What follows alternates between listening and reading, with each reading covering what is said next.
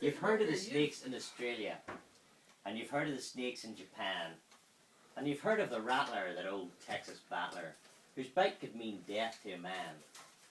They've even got snakes in old England, nasty adders all yellow and black.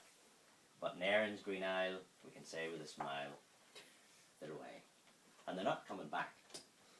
Now, in the old days that wasn't the case, like, there was serpents all over the place. If you climbed up a ladder, you might meet an adder, or a serpent might leap at your face.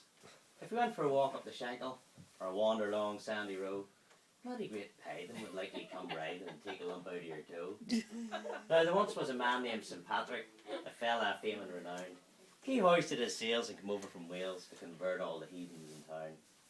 And he hurtled about round the country with a stick and a big pointy hat. And he had a few sheep that he kept on the cheap, for there was no money in that. So he was preaching a sermon in Cumber, getting quite carried away. When he mentioned that Rome had once been his home, that was the wrong thing to say.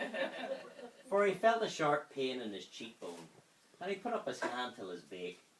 And the thing that had lit on his gob and had bit was a wee Presbyterian snake.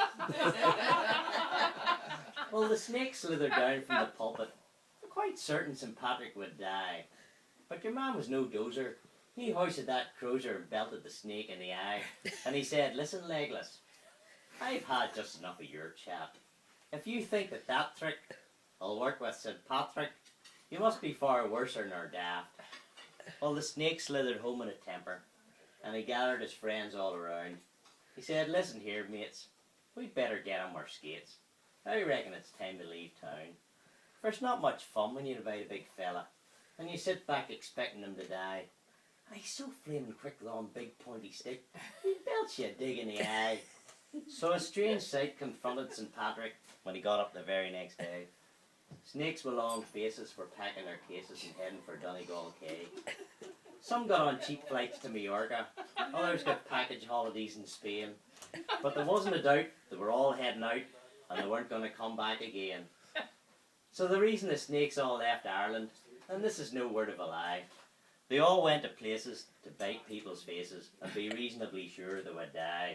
And the old snakes still tell their young ones, "For God's sake, beware of St. Pat.